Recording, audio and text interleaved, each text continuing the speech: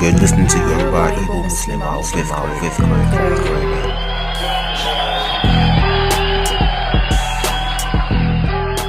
Alright, so you're welcome to the third episode of my podcast, Yoruba Igbo Muslimah. My name is Korede, and today I'll be telling you about my wardrobe woes, transitioning from being a non-hijab-wearing Muslimah to a hijab-wearing Muslimah.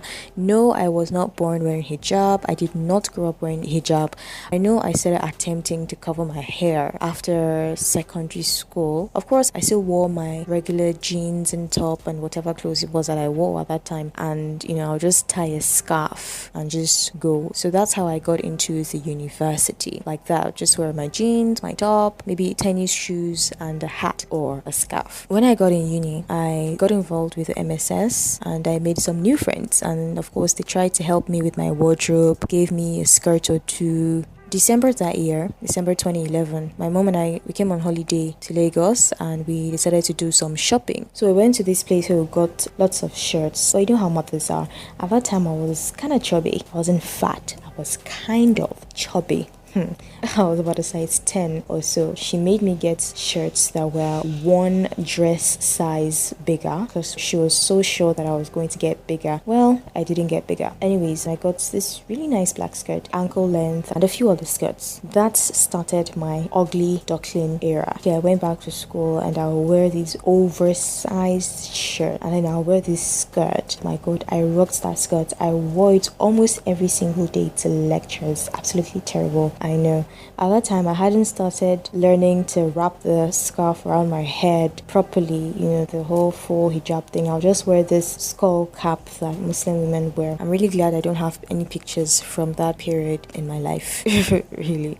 Now, these shirts and the skirts I bought didn't replace my wardrobe completely. I still had to wear other clothes and stuff, and it was difficult having to work with clothes I already had before. I mean, those were clothes that normally a hijabi wouldn't have, so I had to convert those clothes and try to make them into something that would work with hijab. At that period in my life, I would have been a really good candidate for this show. What's it called again?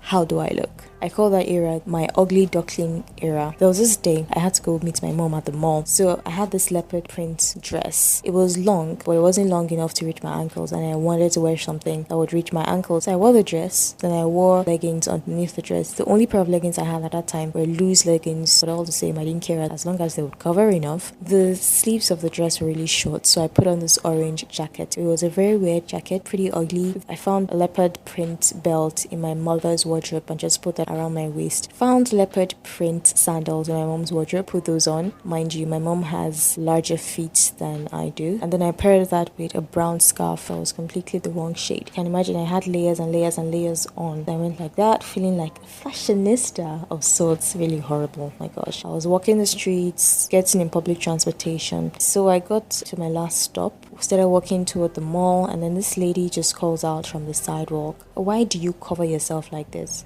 I mean, she just threw it at me. It was like a bullet. Boom!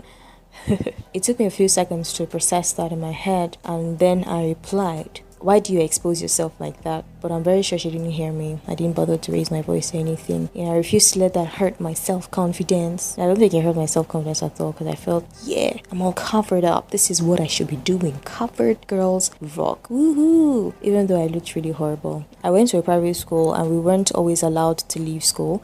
But the days that I would actually leave school, I would put some effort into what I wore. There was this particular day, I had this pair of bootcut jeans and I had this straight dress. It was just above my knees. And I just wore that with a pink scarf and tennis shoes, and I can say I looked good. I went out with my friend, and then we were walking the streets, and there was this lady coming toward us, and then next thing I know, she stops and she's like, "Oh my gosh, what is this that you're wearing? This is so nice. It's amazing. What did you do with your scarf? This is a fashion statement or something. What is this you're doing? I love it, love it, love it." And then she goes, "Are you Muslim?" I'm like, "Yeah, I'm Muslim. Oh, I really love what you're doing." I'm like, "Thank you." And my friend and I were just walking slowly and going, and she's still looking at us and stuff. And I'm like, "Yeah, I really love this." I'm like, "Yeah, thank you. Yeah, bye." But anyway, so yeah, if you ever see a Muslim girl that looks off, maybe she has too many layers on, or maybe the dressing just doesn't look right, then maybe it's her ugly duckling period, and she'll definitely get over it, and she'll move on with her life. So yeah, don't just judge her and say, "Oh, she doesn't have a fashion sense, boo-hoo, blah blah blah." Come on, she's probably going through a struggle right now. Don't make it too hard for her. Thank you very much for listening. Follow me on Twitter. My Twitter handle is at I am Korede, Instagram at Korede, Facebook Korede Aziz, WordPress korede.wordpress.com. Check out my blog. Check out my blog, korede.wordpress.com, and of course Korede spelled Korayday. See you next week.